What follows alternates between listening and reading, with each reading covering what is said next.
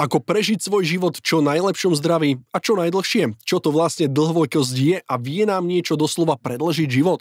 Na tieto a mnohé iné otázky nám dnes krátko, stručne a výstižne odpovie dnešný host podcastu Bez omáčok s Michalom Páleníkom, doktor Boris Bayer.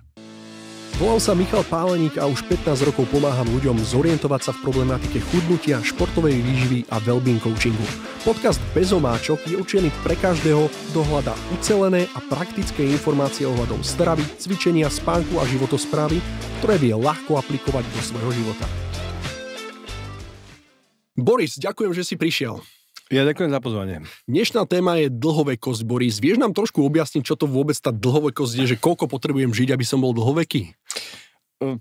Podľa mňa z hľadiska tej dlhovekosti máme také, že dve základné ponímania tej dlhovekosti. Jeden je taký, že na časovej osi, že buď alebo. To je, že buď žijem alebo nie. Čiže buď som sa dožil 150 rokov, alebo som sa dožil 40 rokov, alebo som sa dožil 1 rok, 3 mesiace. Buď žijem, alebo nie. Čiže to je tá nejaká dĺžka života. To zatiaľ rozumiem, áno. A potom máme také, že ten graf sa veľmi ťažko kreslí a to je to, že dožil som sa 90 rokov, ale že v skvelej kvalite života, kde som do posledného roku mohol tráviť čas s vnúčatami, pravnúčatami, hrať sa s nimi hodinu na zemi, ísť s nimi na túru, mal v poriadku hlavu, čiže si vedel zapamätať, spomenúť si na všetky tie veci a bol pritom aj šťastný. Čiže hovoríš, že vlastne nie ide len o dĺžku života, ale aj kvalitu. Ide podľa mňa najmä o tú kvalitu života. Keď sa pozrieme na štatistiky celosvetové, tak ono... Aj keď sa pozrieš na to, ako ľudský organizmus funguje, tak ja si nemyslím, že sa budeme dožívať niekedy 300-400 rokov, ako si niektorí dokonca aj vedci myslia. Čiže to je zatiaľ môj názor z toho, aké máme vedecké dôkazy. Počkaj, hovoríš, že niektorí vedci hovoria, že sa dožijeme, alebo vieme sa dožiť až 300-400 rokov, že telo je vlastne anatomicky a fyziologicky na to nastavené. Napríklad doktor Sinclair má o tom aj knižku, Lifespan a má dokonca aj nejaké blogy, podcasty a on teda je presvedčený o tom a myslím, že je na Harvardskej univerzite, čiže nie je to úplne, že niekde si to vyložil z kariet.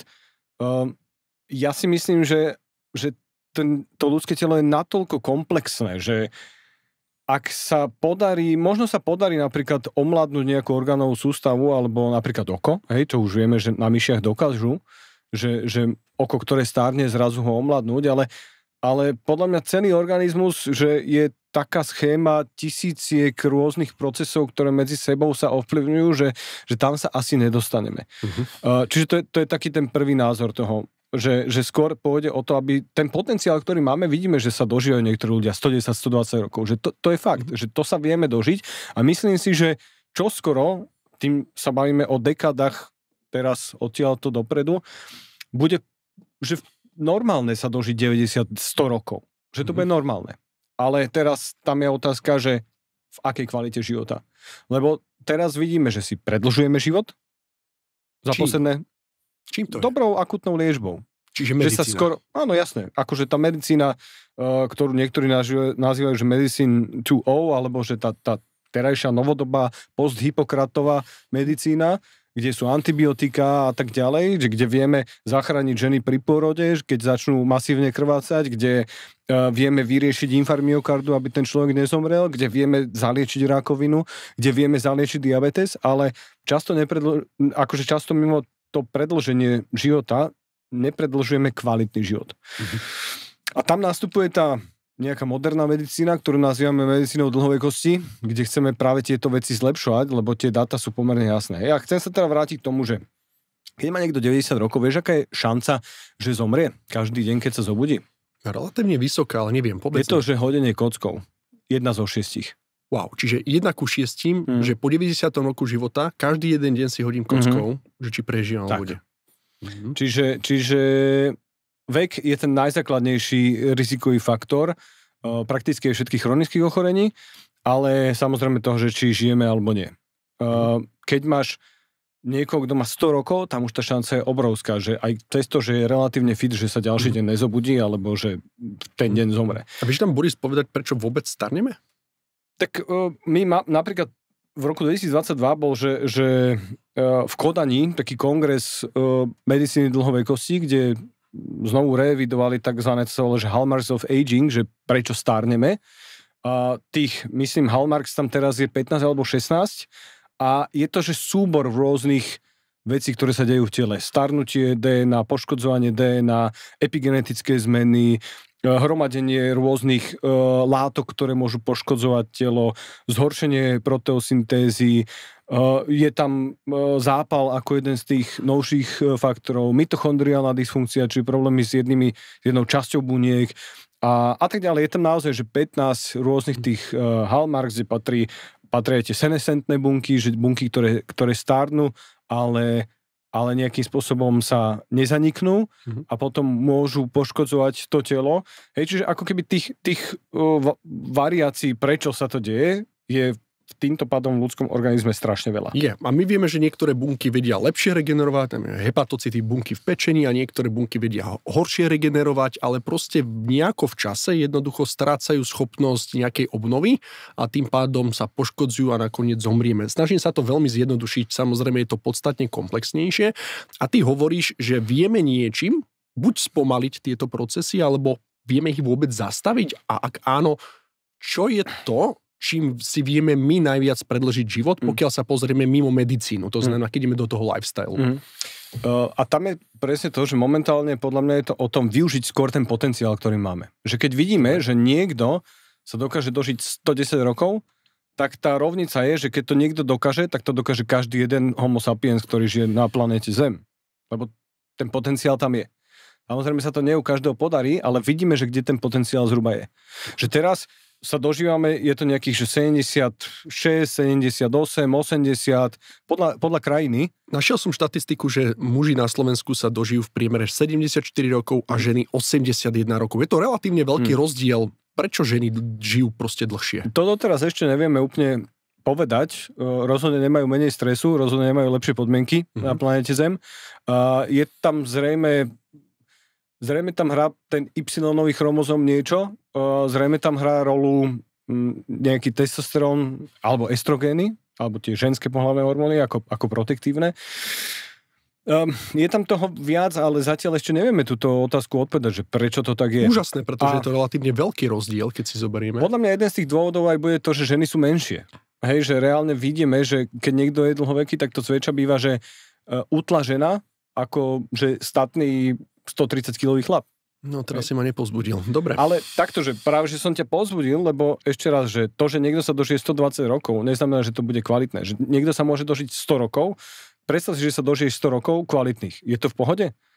Vieš, čiže tam ide podľa mňa o to využiť ten potenciál, ktorý máme a zároveň, ty si hovoril, že spomaliť starnutie. A ja hovorím, že možno ani nie spomaliť starnutie, ale zablokovať zrýchľovanie starnutia, ktoré teraz máme, či už akože tie faktory sú genetické, tie, čo máme v sebe, alebo sú epigenetické a environmentálne, čiže tie, ktoré často vieme ovplyvniť. Čiže vplyv prostredia. Vieš tam povedať, že ktoré sú to tie faktory, ktoré vieme najviac ovplyvniť v súvislosti s životosprávou a s predĺžením života, zjednodušene povedané? Možno by som ti povedal, že nie, že ktoré vieme najviac ovplyvniť, ale že ktoré nám najviac zvýšujú riziko úmrtnosti na akúkoľvek príčinu. Poďme na to. Úmrtnosť na akúkoľvek príčinu v anglickej literatúre je to all cause mortality, že zomrem na čokoľvek. Tá štatistika sa akože môže to byť, že v priebehu roka, v priebehu 5, v priebehu 10 rokov. Ale teda je to také, že najsilnejší ukazovateľ toho, či niečo nám zhoršuje, túto šancu sa dožiť, alebo nám to naopak zlepšuje. A keď sa pozrieš, že niekto má napríklad, dajme si, že hypertenziu, zvýšený krvný tlak, koľko si myslíš, že ti to bude zhoršovať riziko? 10%. Jo, je to, že 30-40%. Niekto, keď má diabetes druhého typu, čiže cukrovku metabolickú, tak tiež to bude nejakých 33-34%. Fajčenie bude zhruba 40%. A to sú tie premene, ktoré najčastejšie väčšina z nás považuje za najdôležitejšie, ale šípim, že určite sa rozprávame o inej premenej. Asi viem, na ktorú narážaš, ale chceme...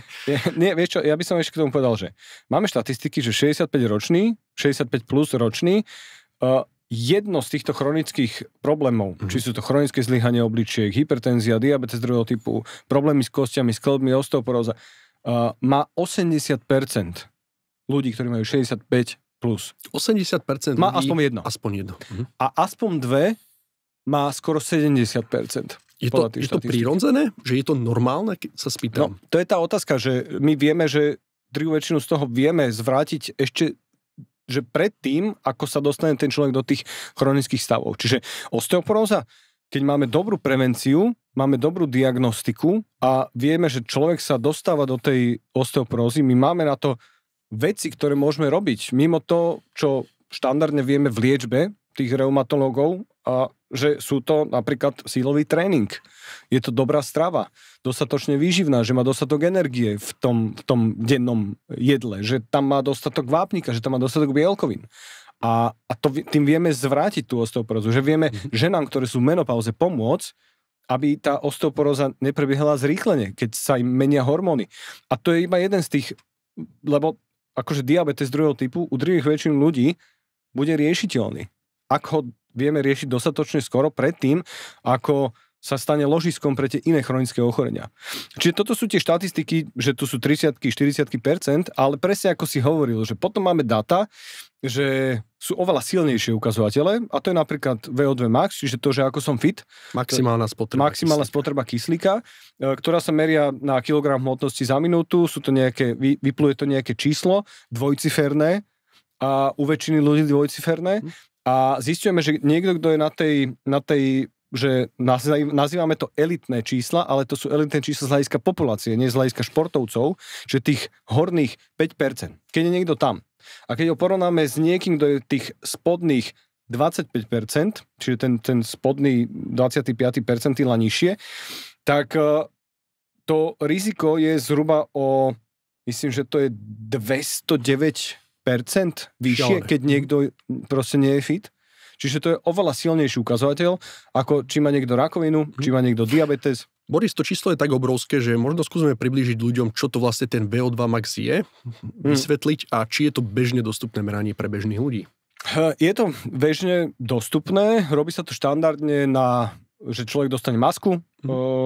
Ty vieš, my sme to robili na ambulancii ľuďom na bicykli, robí sa to aj na pase, robí sa to na vesliarskom trenažéri, čiže ako keby tých možností je viacero, lebo tým chcem povedať, že niekto, kto celý život bicykluje a pôjde na pás, tak to nebude úplne dobrý ukazovateľ a zároveň naopak, čiže treba vyberať aj aktivitu, ktorá je čo najbližšie k tomu, čo človek robí. A je to ako keby postupné zvýšovanie záťaže, napríklad na tom páse, že človek začína na 6 km za hodinu, dostane sa na 15 km za hodinu a je toto maximálne číslo spotreby kyslíka, ktoré dosiahne, že ako efektívne vie telo byť fit vo vysokých intenzitách. Čiže prijať ten kyslík, transportovať a využiť. Tak. Okay. A vypluje ti to nejaké číslo a keď napríklad ti to ukáže, že máš 57 ml na kilogram hmotnosti za minútu, tak si tesne pred elitnými číslami v tvojom veku, čiže to je napríklad 30 až 39. Tie tabulky sú rôzne, ale štandardne máš muž, žena a máš tam rôzny vek po dekádach. A vieš si podľa toho pozerať a vieš si to pozerať aj celý život, že kde sa držíš a aká je tá predikcia toho, či budeš fit alebo nie. Prečo, Boris, tým pádom nesledujeme v bežnej praxi, sledujeme výšku krvného tlaku, sledujeme cukor, sledujeme veľa dôležitých premenných aj v rámci medicínskych vyšetrení, zjednoduším to, a nesledujeme takto dôležitý parameter. Prečo? Myslím si, že tie dáta ešte 10 rokov dozadu nemali lekári. Druhá vec, že nie je to až tak dostupné ako tlakomer. Je to aj pomerne drahé vyšetrenie, aj tie mašiny stoja pomerne dosť. Musí tam byť lekár, ktorý je na to špecializovaný, čiže potrebuješ na to veľa tých premenných, aby sa to populačne akože ťažko dalo dosiahnuť. Ale máme také, že rôzne testy, ktoré si ľudia vedia spraviť aj doma, ktoré môžu, že pomerne nie, že tak presne ako toto vyšetrenie, ale vedia človeku povedať, že či je fit. To máme, že napríklad 12 minútovka, alebo že Cooperov text, že 3 kilometre na čas, že kedy stihneš za koľko minút 3 kilometre odbehnúť, alebo odchodiť. Hej, čiže a pozrie si tabulky, že kde si na tom. Čiže a tých testov je viac, ale to sú také tie najštandardnejšie. Čiže vedia si to ľudia spraviť aj doma, alebo niekde na ihrisku, na dráhe a nejakým spôsobom si to, že ja keď som si porovnával tie dáta, tak akože bol tam nejaký rozdiel, ale zistíš, či si skôr na tých horných 25% alebo skôr na tých dolných. Rozumiem. Čiže máme tu nejaké VO2 max, vieme to odsledovať si, vieme si zaplatiť také vyšetrenie alebo vieme spraviť Kuprov test, sú alternatívy, ako to zistiť. Aké sú ďalšie premenné, mimo tých spomínaných, ktoré nám vedia povedať, ako zdraví sme a ako dlho sa dožijeme? Jeden, že extrémne dôležitý test, ktorý, a teraz, že nie, ten test len ti ukazuje nejakú zdatnosť a to je, že sila úchopu. A my to nazývame, že sila človeka všeobecne. Že jasné, že je ťažké seniorom a ľuďom bežne populačne dávať robiť rôzne testy, zdvíhanie, ťahanie, tlačenie. Čiže ten test sily úchopu, to je tzv. Dynamometer, ktorý stlačí človek a vypluje ti to tiež nejaké dáta, nám silne koreluje, čiže silne je spájaný s tým, že ako človek má víziu z hľadiska tej úmrtnosti nejakúkoľvek príčinou ochorenia. A toto je niečo, čo môže byť dostupné aj doma. Stojí to, že také tie lacnejšie stoja, že desiatky eur a dokáže to človek využiť. A myslím si, že to dokážu využiť aj lekári všeobecného lekárstva. Čiže je to niečo, čo môžu mať u svojich pacientov na vyšetrenie, trvá to chvíľku a vedia si to zapísať do tabulky. Pomerne rýchlo sa človek do toho vie dostať, že ako správne technicky to spraviť, lebo zo začiatku tie výsledky nebudú úplne relevantné, ale jasné, že keď niekomu to dá, že 70 a niekomu to dá, že 20, tak to neznamená, že keď sa to naučí dobre robiť, tak zrazu z tých 20 sa dostane na tých 70. Štandardne to tak nebude. Ale teda tam sú tiež tabulky, kde vieš zistiť a porovnať si, že či si pomerne silný alebo si pomerne slabý. A opäť pri tej all-cause mortality, keď sme sa bavili, že 30-40% pri tých štandardných chronických ochoreniach, tak toto je tiež, že cez 100%. Že obrovský silný prediktor toho, že ako som fit. Čiže keď som fit, že kondične, že mám dobré kardio a keď som silný, môžem mať aj nejaké chronické ochorenie, ale viem, že som na tom lepšie, ako keby som to chronické ochorenie nemal a nebol fit a nebol silný. Rozumiem. Čiže keď sa rozprávam o VO2 max, čím pomalšie sa zadýcham pri vyššej intenzite, tým som na tom lepšie. Čo sa týka sily, čím silnejšie zmačknem niečo a vyveniem väčšiu silu, dá sa to relatívne jednoducho merať, tiež som na tom lepšie a tieto dve vyšetrenia, nazvem to tak, nám vedia povedať do veľkej miery, aké je riziko na úmrtie pre akúkoľvek príčinu. Máme ešte nejaké iné? Tie ukazovateľné sú, že počet krokov denne, ktoré robia ľudia. My vieme, že ľudia, ktorí robia, že 3600 krokov a menej, alebo 3500, teraz som si istý, a ktorí robia, že 5600 a viac, že rozdiel medzi týmito dvoma skupinami je zhruba 40 až 60% z hľadiska úmrtnosti. Veľmi významné. Opäť by som sa na to pozeral s nuansami, že keď niekto jazdí na bicykli denne 3 hodiny, tak môže spraviť 4000 krokov denne alebo 3000 krokov denne, ale určite nebude rizikový z tohto dôvodu, lebo je pomerne dobre aktívny počas toho dňa. Čiže nie je to iba otázka krokov.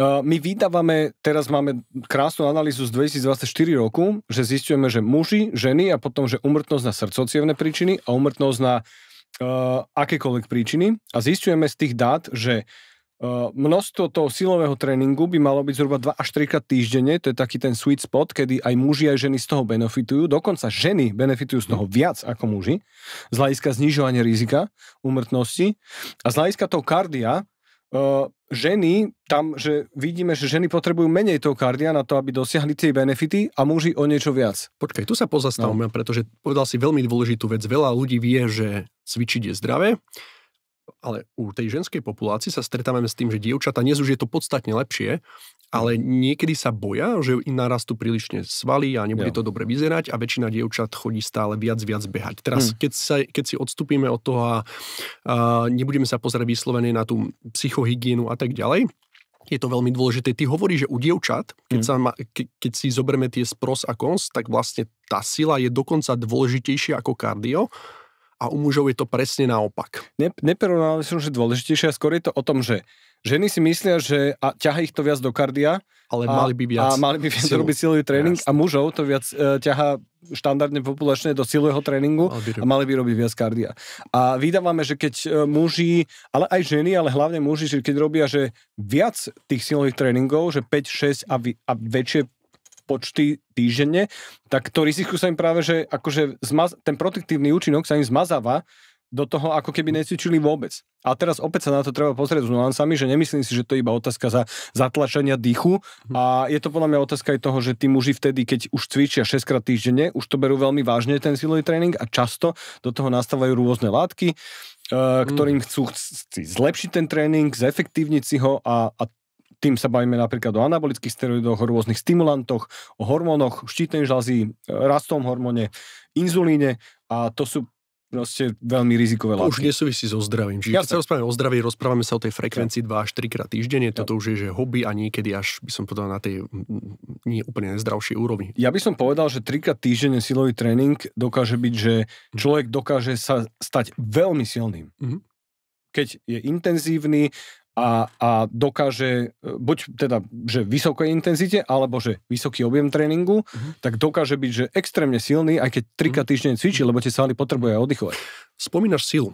Čo objem svalstva? Pretože väčšina chalanov, keď to tak nazvem, alebo je veľké množstvo chalanov, ktoré sa pozrie na to, aké mám veľké svaly. My sa tu rozprávame o tom, ako si silný. Aký je rozdiel medzi týmito dvoma premenými súvislosti s dlhovekosťou? Často idú ruka v ruke. Veľa ľudí to tak popisuje, že to, že má niekto veľké svaly, neznamená, že bude silný. Ja som fakt nevidel kulturistu, ktorý by nebol silný.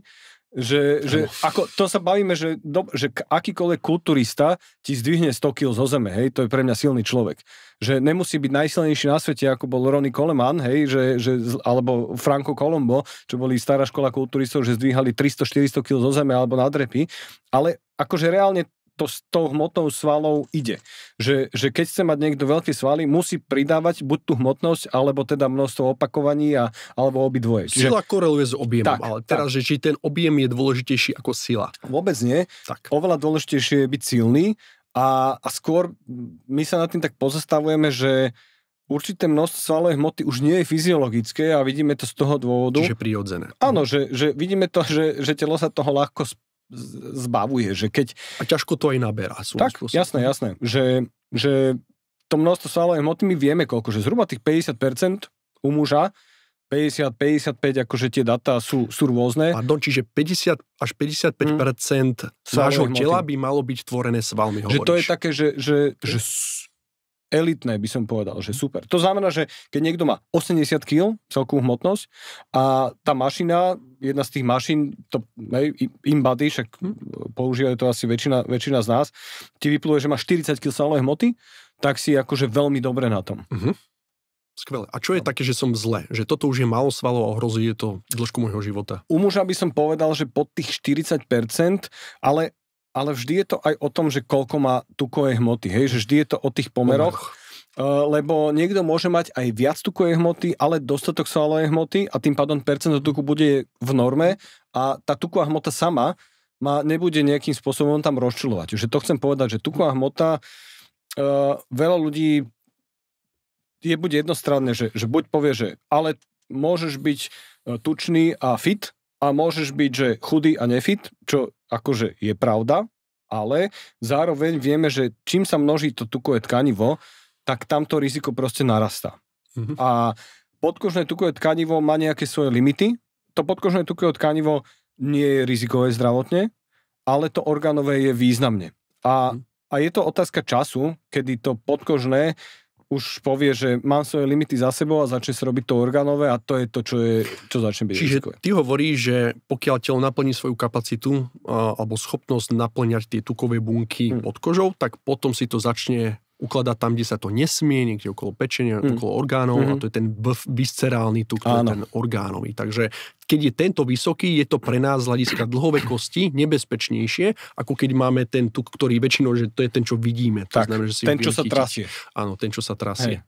No. Dobre. A tým chcem ale povedať, že niekedy vydávame na výsledkoch, keď proste naši pacienti prídu s krvnými testami, nejakým, že ja neviem, máme ho vyšetreného u rôznych špecialistoch a príde mi tam výsledok, že má žena 38% tuku, alebo že má muž 27% tuku.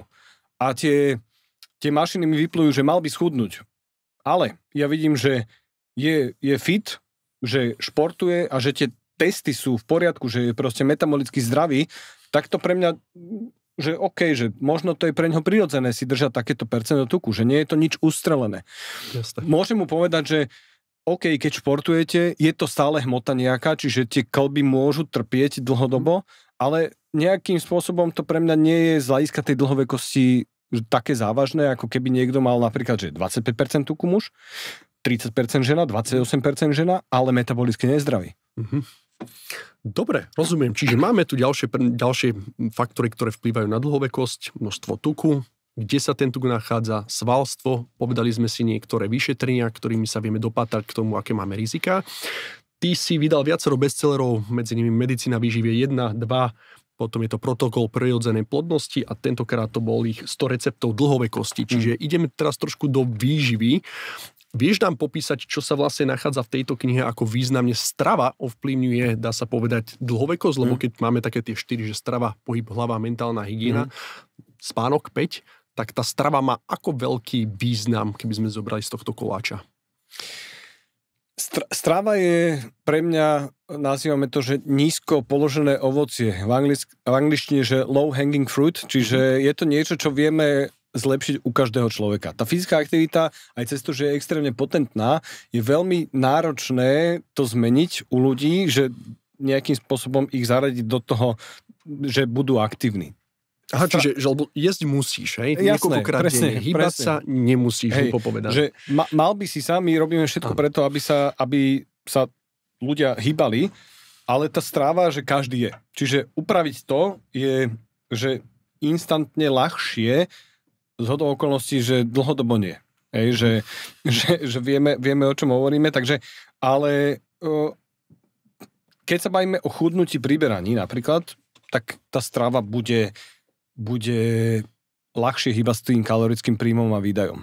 Hej, že ľahšie sa dostaneš do deficitu 500 kalórií, že si zmenšíš porcie, alebo si nedáš jedno jedlo, alebo vyhodíš sacharidy, vyhodíš tuky. Hej, Čiže ty hovoríš, že vlastne všeobecne vieme, že v strave väčšina z nás príjme podstatne viac energie, ako si myslíme a vydáme oveľa menej, ako je realita. Jasne. Ale spomínaš tú energiu, to znamená z tej stravy, kde je rôzne fytochemikálie, vitamíny, minerály, milión vecí, zjednoduším to, tak tá energia, šípim, že je veľmi významná v súvislosti s dlhovekosťou. To znamená, nie je to len o zložení, ale je to aj o tej energii. Ako významné je to, že či mám kalorický deficit, čiže príjmam menej energie, ako vydávam, alebo mám nejaký surplus, čiže je to viac, alebo som niekde na rovine. Že ako toto vplýva na dlhovekosť?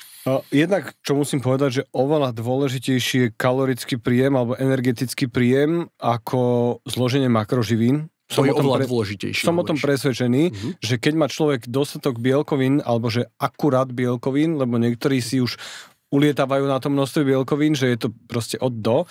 Rozumné množstvo bielkovín, keď majú v poriadku množstvo vlákniny, ktoré príjmajú denne, a bude to individuálne nastaviteľné. Niekto to bude mať menej, niekto viac, ale že rozumné množstvo. Ak bude preferovať čo najmenej spracované potraviny, tak mňa vôbec nezaujíma, či niekto preferuje tuky alebo sacharidy, pretože aj z tých viem vybrať rozumné pre zdravie profitujúce. Čiže aj z tukov viem použiť. Najviac študovaná je mediteránska strava. O tom ste sa tu asi zrejme už bavili. Čiže my keď vyberáme tuky, tak sa snažíme vybrať mononasýtené tuky, omega-3, čiže rybí olej, olivový olej, repkový olej, orechy, semena a tak ďalej. Hej. Z hľadiska sacharidov sa snažíme vybrať hlavne zeleninu, ovocie, strukoviny a potom z hľadiska príloh to, čo niekto preferuje, to, čo niekto si myslí, že mu funguje na to, aby si buď držal hmotnosť, alebo tú hmotnosť redukovala, keď to potrebujeme.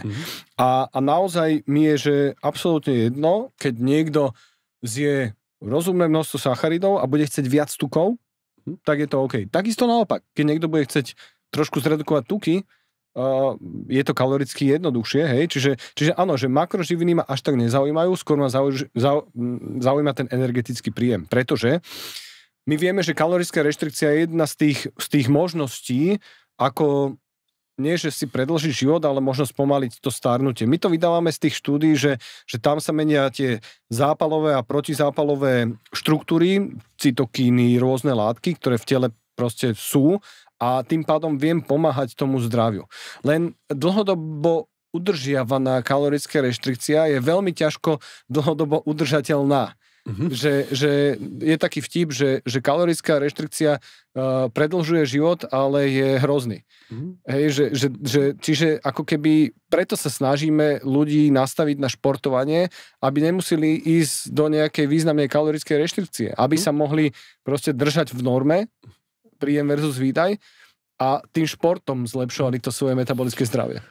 Existujú zóny dlhovekosti, vieš o nich lepšie ako ja. Ľudia sa v týchto zónach dožívajú viac rokov života. Je tam veľa spoločných premenných. A teraz nejdem do tej stravy, ale skôr do toho aspektu, že častokrát tí ľudia majú veľmi fyzicky aktívny život a mnohokrát mali ťažký život, nazvem to. A mali niekde v živote, v nejakom dlhšom období nejakú formu kalorického deficitu. Hovorí sa, že organizmus v období nedostatku sa snaží prežiť a v období, keď má toho veľa, tak sa snaží množiť. Nejakým spôsobom vplýva tento deficit kalórií alebo nejaké ťažké životné prostredie následne na dĺžku života? Sú také tie teórie, že hormézy, že čo ťa nezabije, to ťa posilní a áno, že vydávame, že to môže byť napríklad to pôstenie, môže to byť tá kalorická reštrikcia, môže to byť pridávanie rôznych fytochemikálií do stravy, to sú tie látky z rastlinných, hlavne teda rastlinného pôvodu, ktoré majú zabiť škodcov malých, ale nás nezabijú. Je to aj tá fyzická aktivita. Že keď si zoberieš, čo je fyzická aktivita fyziologicky, to je niečo, čo je stresor pre naše telo, až kým sa na to neadaptujeme. A reálne, akože tá teória podľa všetkého platí, že čo nás nezabije, to nás posilní. My potrebujeme žiť v prostredí, kde nás nakopáva do toho sa snažiť žiť.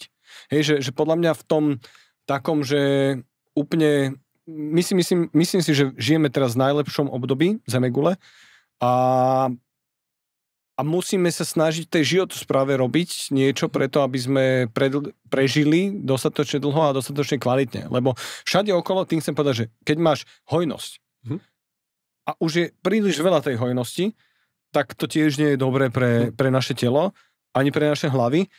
A skrátka musíme sa snažiť viac držať tú stravu, viac spať, viac mať fyzické aktivity, viac myslieť na to psychické zdravie, pretože takýmto spôsobom budeme sa málo hýbať, budeme sa všade presúvať rôznymi autami, električkami, vlakmi a keď sa pozrieš všade okolo, budeš mať v okruhu kilometer možno sa nekonečne množstvo kalórií dojesť. Hej, že proste žijeme v období hojnosti a musíme preto teraz my naopak robiť, aby sme to telo posunuli.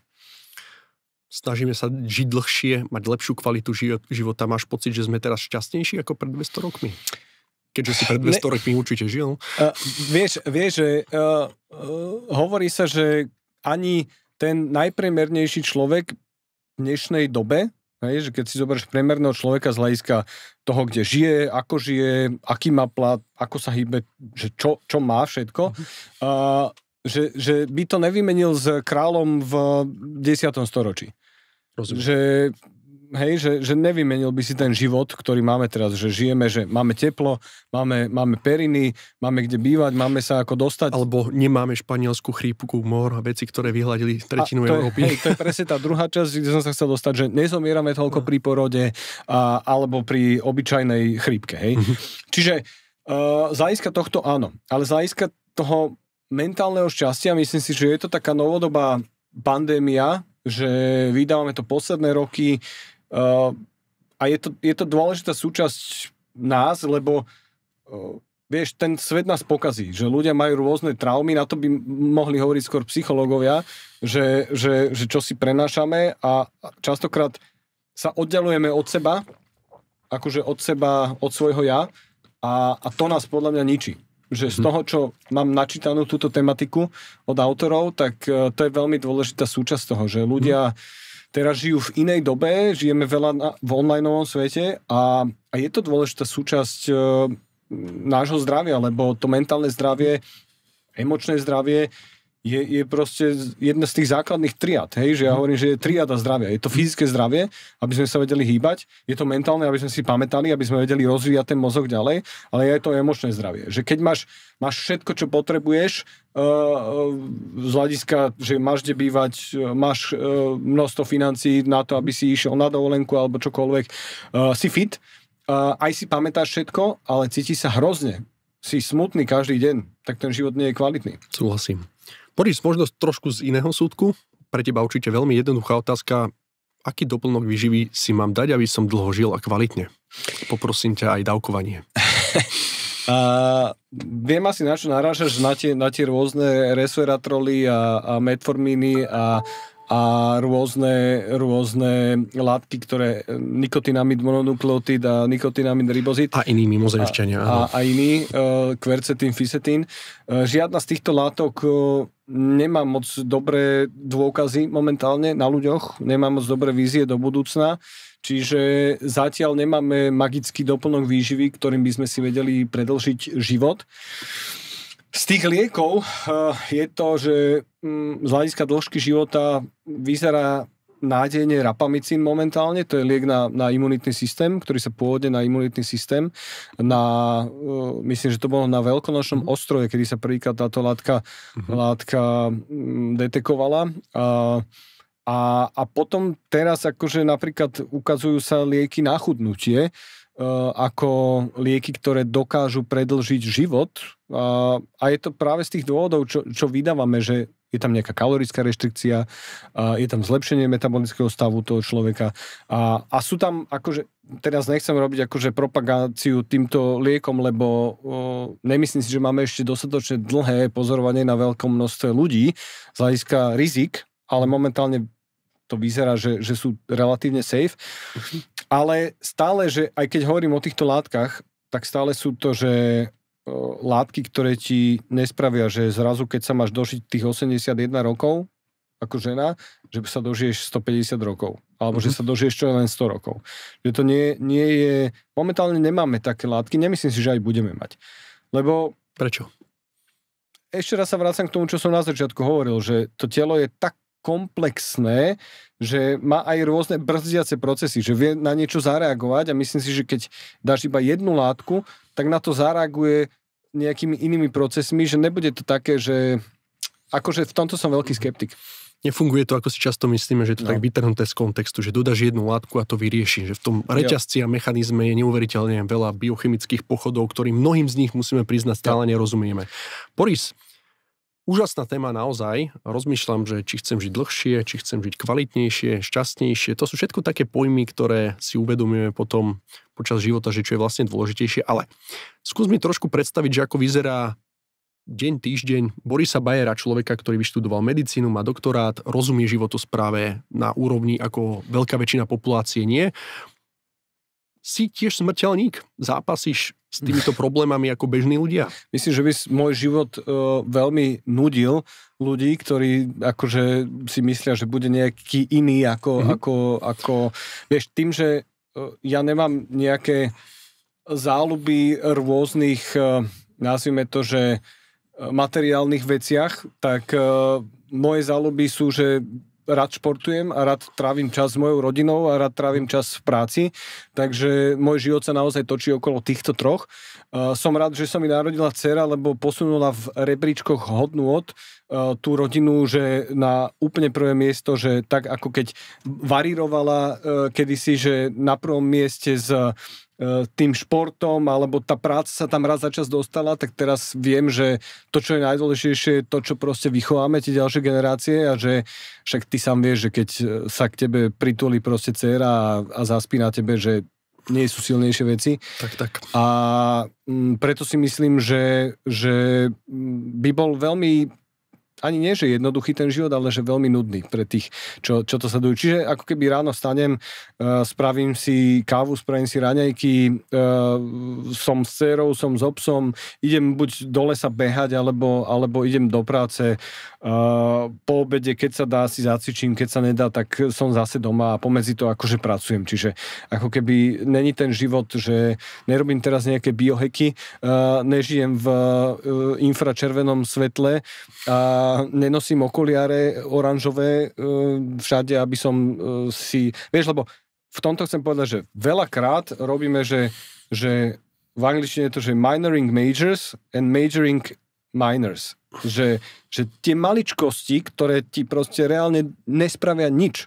Hej? Že keď niekto nosí oranžové okuliare, to ti nespraví nič z hľadiska kvality života, z hľadiska zdravia. Hej? Reálne to nespraví nič.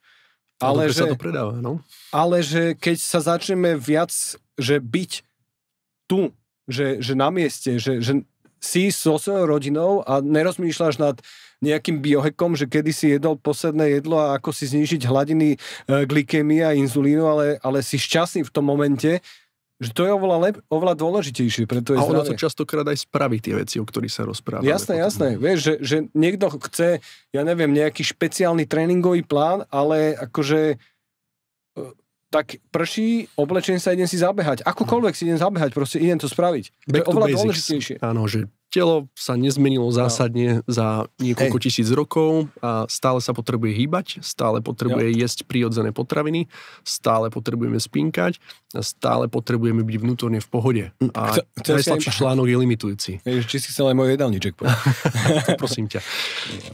Boris Bayer bol mojím dnešným hosťom, rozprávali sme sa na tému dlhovekosti, pevne verím, že sme sa naučili množstvo nových informácií a vieme ich aj aplikovať do praxe. Boris, ďakujem ti veľmi pekne, že si prijal pozvanie a pevne verím, že sa ešte vidíme. Ďakujem aj ja. Teraz, keď už vieš, čím všetkým vieš ovplyvniť kvalitu svojho života, verím, že niektoré rady zaradíš do svojej dennej rutiny už dnes. Chceme žiť dlho a aj kvalitne, tak nech sa v čo najlepšom zdraví počujeme aj o ďalších 50 rokov. Ďakujem za vypočutie a zdieľanie. Počujeme sa na budúce. Ahoj. Tento podcast môžeš bezplatne počúvať aj vďaka generálnemu partnerovi podcastu Bezomáčok, zdravotnej poisťovni Dôvera a spoločnosti Planet. Linka pre zdravie 0850 850 888 od Dôvery prináša bezplatne poradenstvo pri nadváhe, obezite, cukrovke, vysokom krvnom tlaku, srdcovom zlyhávaní. Podcast Bezomáčok má iba informačný charakter. Neslúži na diagnostiku ani liečbu ochorení. Zohľadnenie a aplikovanie informácií z podcastu je v zodpovednosti poslucháča.